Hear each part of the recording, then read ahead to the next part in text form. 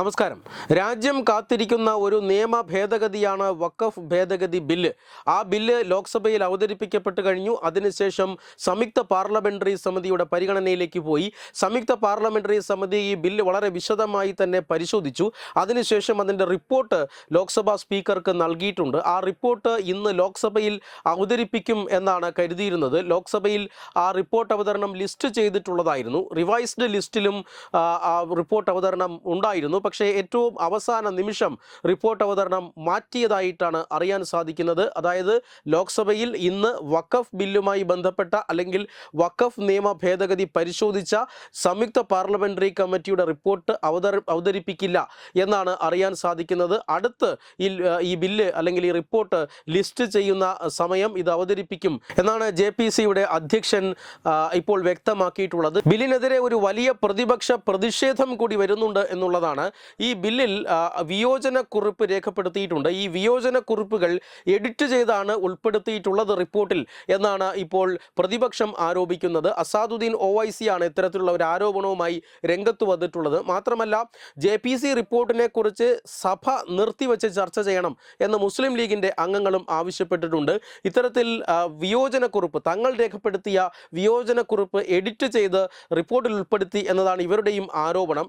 എന്തായാലും അത്തരം ആരോപണങ്ങളെ ശക്തമായി തള്ളിക്കളയുകയാണ് JPC അധ്യക്ഷൻ ജഗദംബിക പാൽ.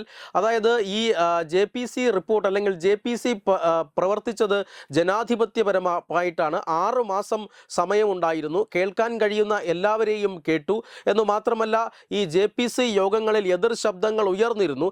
ഈ എതിർ ശബ്ദങ്ങളെയെല്ലാം തള്ളിയത് വോട്ടിനിട്ടുകൊണ്ടാണ്. ഓരോ നിയമ ഭേദഗതിയും അല്ലെങ്കിൽ ഓരോ ഭേദഗതി നിർദ്ദേശവും സ്വീകരിക്കണമോ വേണ്ടയോ എന്നൊക്കെ തീരുമാനിച്ചത് വോട്ടെടുപ്പിൻ്റെ അടിസ്ഥാനത്തിലാണ്. പാർലമെന്റിൽ പോലും അത്തരത്തിലാണ് ജനാധിപത്യപരമായി തീരുമാനങ്ങൾ കൈക്കൊള്ളുന്നത്. അത് തന്നെയാണ് ഈ JPC-ക്കകത്തും നടന്നത് എന്ന് അധ്യക്ഷൻ പറയുന്നുണ്ട്.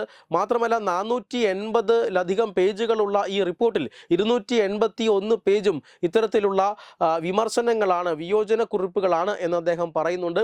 അതിനോടൊപ്പം തന്നെ 6 മാസത്തെ പര്യടനമുണ്ടായിരുന്നു, 6 മാസത്തെ സമയമുണ്ടായിരുന്നു. സമഗ്രമായി തന്നെ ഇതിനെതിരായിട്ടും അനുകൂലമായിട്ടുമുള്ള അഭിപ്രായങ്ങൾ കേട്ടു. അതിനുശേഷമാണ് റിപ്പോർട്ട് തയ്യാറാക്കിയിട്ടുള്ളത്.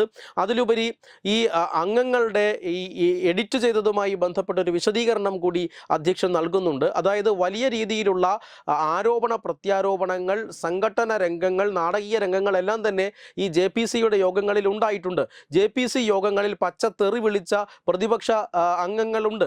അവരുടെ ഇത്തരത്തിലുള്ള അൺപാർലമെന്ററി ആയിട്ടുള്ള നിർദ്ദേശങ്ങളും വാക്കുകളും പദപ്രയോഗങ്ങളും അതിനപ്പുറം വെറുതെ കുറ്റം പറച്ചിലുകളുമെല്ലാം നീക്കിയിട്ടുണ്ട്. പക്ഷേ കാതലായ പ്രതിപക്ഷ വിമർശനങ്ങൾ വളരെ കൃത്യമായി തന്നെ ഈ റിപ്പോർട്ടിലുണ്ട് എന്ന അവകാശവാദമാണ് ഇപ്പോൾ ഈ സമിതിയുടെ അല്ലെങ്കിൽ സംയുക്ത പാർലമെന്ററി കമ്മിറ്റിയുടെ അധ്യക്ഷൻ ജഗദംബിക പാൽ പറയുന്നത്. മാത്രമല്ല അടുത്ത് ഈ ലോക്സഭ ലിസ്റ്റ് ചെയ്യുന്ന അവസരത്തിൽ തന്നെ ഘട്ടത്തിൽ തന്നെ ഈ റിപ്പോർട്ട് അവതരിപ്പിക്കും എന്നും അദ്ദേഹം ഉറപ്പിച്ചു പറയുന്നു.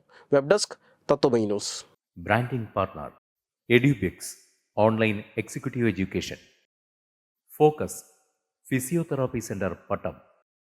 ഉന്നത് എഞ്ചിനീയറിംഗ് ഗുജറാത്ത്. തീർത്ഥയാത്ര.com. Iron build Gujarat.